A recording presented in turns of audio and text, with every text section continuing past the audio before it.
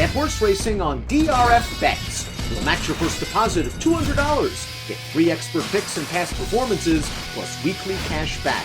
All from Daily Racing Form, the most trusted name in horse racing. Dan Illman, Mike Beer taking a look at the first leg of a pick 4 at Belmont at the Big A on Saturday at stakes action. Race number 4 is the Awad. These are 2-year-olds going a mile and a 16th on the turf.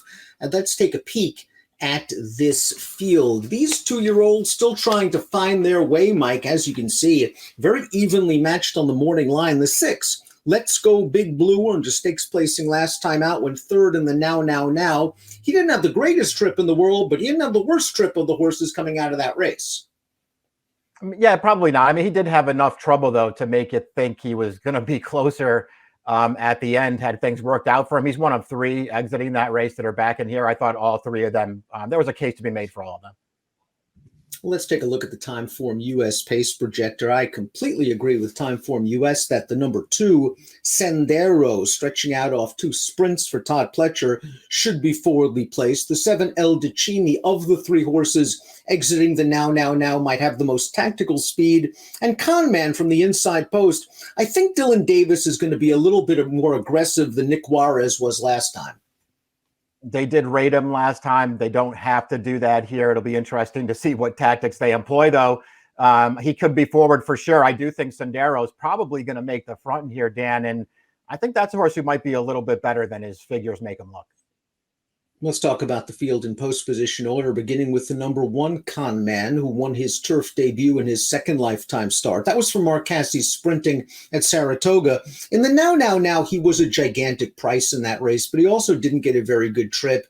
He was sort of shuffled back to last on the rail, turning for home, and he came with a little bit of a run despite failing to change leads. The trip didn't work out. He probably deserves a better chance at 10-1. Yeah, that's exactly how I looked at him. First of all, I thought his turf debut, the maiden win going 5.5, was a really good performance. He got bumped very hard at the start of that race between horses. He didn't look to me like a horse who wanted to go 5.5, but I liked the way that he lengthened his stride there to get the job done. And he just had no chance last time, Dan. I mean, that's the kind of trip that, really took him out of any contention around the final turn of that race. This horse might actually be a lot better than he looks on paper. And again, friends, click on that short comment in your Formulator past performances. You'll be able to watch the replay of the last race and see Conman's trouble. Sendero is the 2, came into the Jamestown Stakes at Colonial a maiden in only his second lifetime start, left with a valuable stakes victory, showed decent tactical speed in that race, was up and on it throughout, and drove away as much the best. Now needs to improve from a buyer's standpoint as he stretches out for the first time. Yeah, I mean, listen, he's supposed to be able to stretch out based on his pedigree. And I'm at the point of having now watched his first 2 races, damn, I don't even care what the figures are at all. He was best in his debut. The trip cost him, and he didn't quite get up at the end. And, he won that race last time so easily.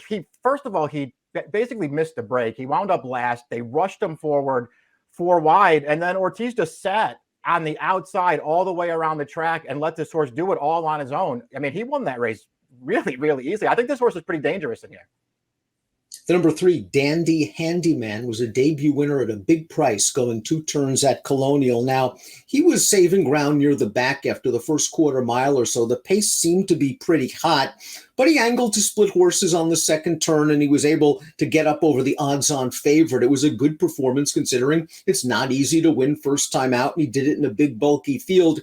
He was entered in at Laurel, I think, once or twice. I think the rain didn't cooperate. I think he was also eligible maybe the second time, so here they are.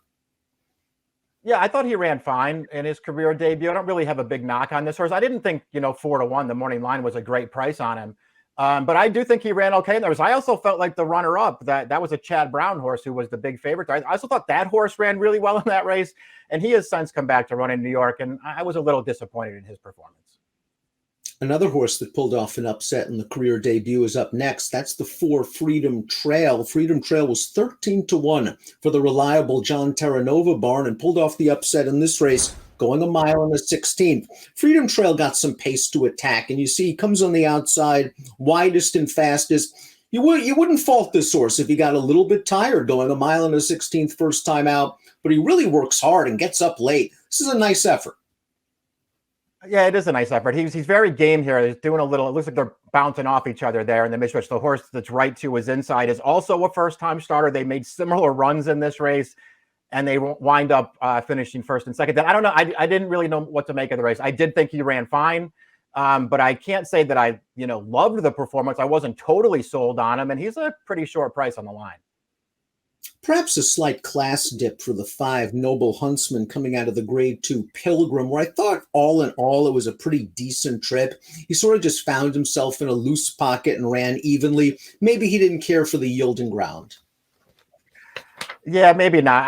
I'm gonna have to start letting go of this horse now, Dan. I really liked his debut, and I've been willing to sort of stick with him in his start since then. And not that I think they're all terrible performances. I didn't think he ran well in the Pilgrim last time, which concerns me a little bit. But that's obviously a tougher race than this one. It was yielding turf. I don't know. He's probably going to be a big price again. I'm going to have to try to talk myself off him one more time, I think.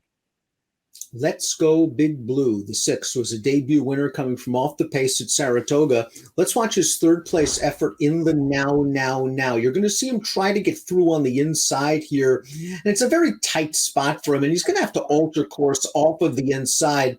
And he comes with a pretty strong late run, Mike. For only his second lifetime start, he did a lot of good things in this race. Yeah, he ran well in here. That's Conman towards the inside behind him in the red, who's already lost his chance, but it's racing on at the end. This horse ran fine in here. I think that trouble really cost this horse. I don't necessarily think he was going to win, but he certainly had enough trouble to give him the benefit of the doubt. And he did look good winning his debut too, Dan. My one little niggling problem with him is, as much as I liked his debut, that hasn't turned out to be a great race. The horse that had the best trip of the 3 in the now is the 7, El Decimi, who basically broke nicely, utilized his good tactical speed to sit the pocket, and couldn't finish with Let's Go Big Blue in the stretch. He does have more tactical speed than the other 2. Really couldn't find the excuse not for him to beat Let's Go Big Blue last time out, but he's lightly raced and he might get the jump on them again. Yeah, I mean, those things are all true. I mean, I just couldn't take him for the reason that you just mentioned. I mean, Let's Go Big Blue probably ran better than he did last time. And I thought Conman also ran better than him last time. So I couldn't take him, but I won't be surprised when he's competitive here. Let's take a look at our top picks for this race. And I rarely pick horses like the 7 El Decimi coming off good trips, facing horses that probably ran better with worse trips. That being said, I think he's got to drift off that 9-2 morning line. I think people are just going to abandon him. He was 12-1 last time out. I think they're going to flock to horses like Let's Go Big Blue. And I think he's going to sit a pretty decent trip. You're going with Conman. He's a great price. He looked good in his turf debut. And again, the last race, plenty of excuses. Yeah, I'm happy to take him in here, especially if the morning line holds. I just, I'm not, way against Let's Go Big Blue, but I'd rather bet Conman in this race. And if I was going to take anybody else, then it would be the 2. I'm a little afraid of that horse.